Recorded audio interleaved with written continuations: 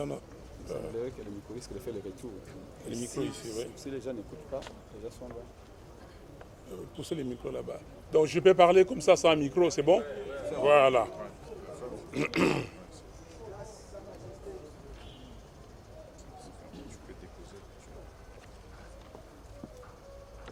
Mesdames, Mesdemoiselles, Messieurs, je vous salue. Notre pays, la RDC, est à son 4e cycle électoral depuis la promulgation de la Constitution du 18 février 2006. L'histoire renseigne que les 3 cycles électoraux passés n'ont pas produit des institutions et des animateurs légitimes à cause de la fraude électorale qui s'est enracinée comme mode d'accession au pouvoir. Et cette situation va de mal en pire. Ces mécanismes de fraude électorale a également engendré des dirigeants peu soucieux du devenir du pays et des générations futures. C'est ainsi que la mission de la Commission électorale nationale indépendante, CENI, a été dévoyée.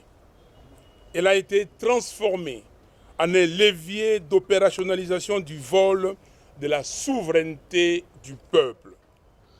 Par exemple, l'article 47, alinéa 3 de la loi électorale initiée par la CENI répond à cette logique d'opérationnalisation de la fraude en ce qu'il dispose, je cite, « Le vote semi-électronique combine l'utilisation du bulletin papier sécurisé et le comptage manuel en même temps avec un dispositif électronique de prise en charge du processus de vote, d'agrégation et de transmission des résultats. » Fin de citation. Au paragraphe 5 du même article, la CENI s'est donné d'autorité le droit de trancher en précisant, je cite, « En cas de divergence des résultats issus du dépouillement manuel et ceux des dispositifs électroniques, la CENI procède aux investigations et à la correction de l'erreur au niveau du centre local de compilation des résultats. » Un procès verbal est élaboré à cet effet et signé par le membre du centre local de compilation instruit par la CENI et les témoins des candidats présents. Fin de citation.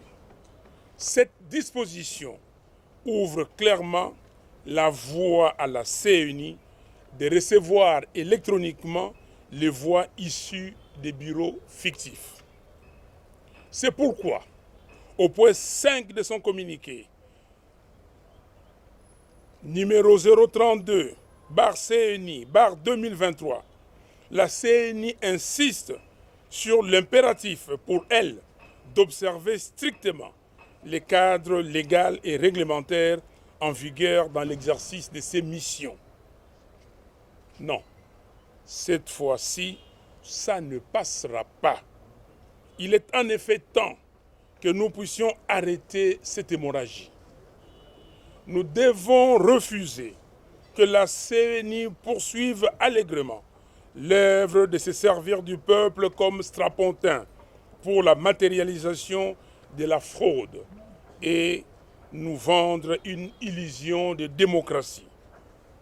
Dans ce cadre, le communiqué de presse susmentionné de la CENI, en réponse à nos préoccupations présentées à M.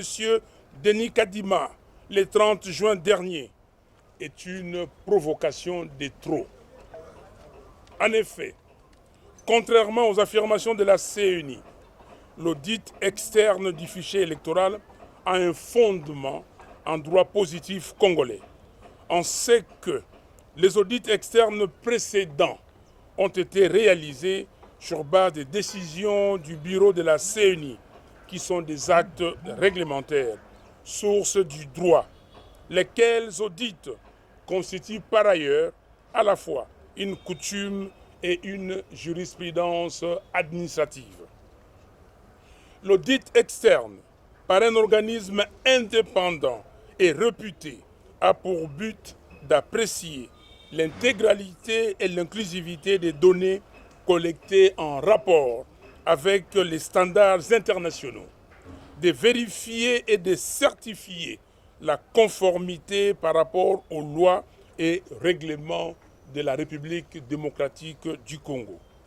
En d'autres termes, l'audit externe du fichier électoral est nécessaire pour s'assurer de l'authenticité des données envoyées au Centre national de traitement uniquement par les différents bureaux d'enrôlement cartographiés par la CENI et ainsi mettre en confiance toutes les parties prenantes.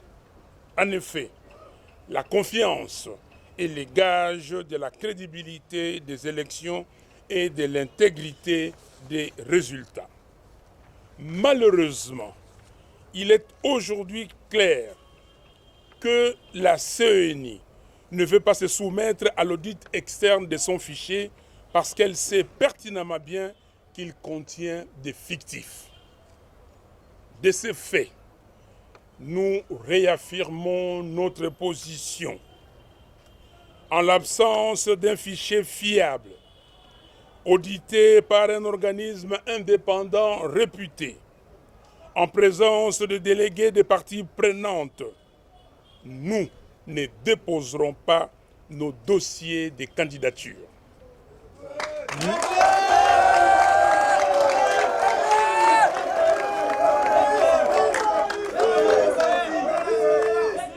Nous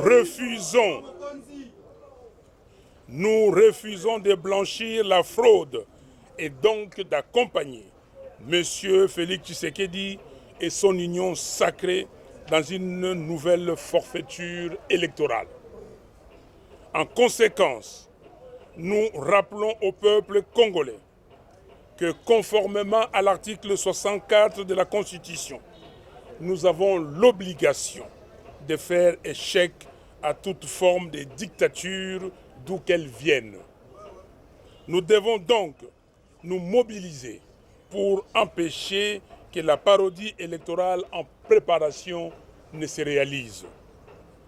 Ce n'est qu'à ce prix que nous allons recouvrer notre souveraineté et notre dignité confisquées. Dans cette perspective, nous allons entreprendre une campagne de mobilisation en vue de préparer le peuple à l'utilisation de l'article 64.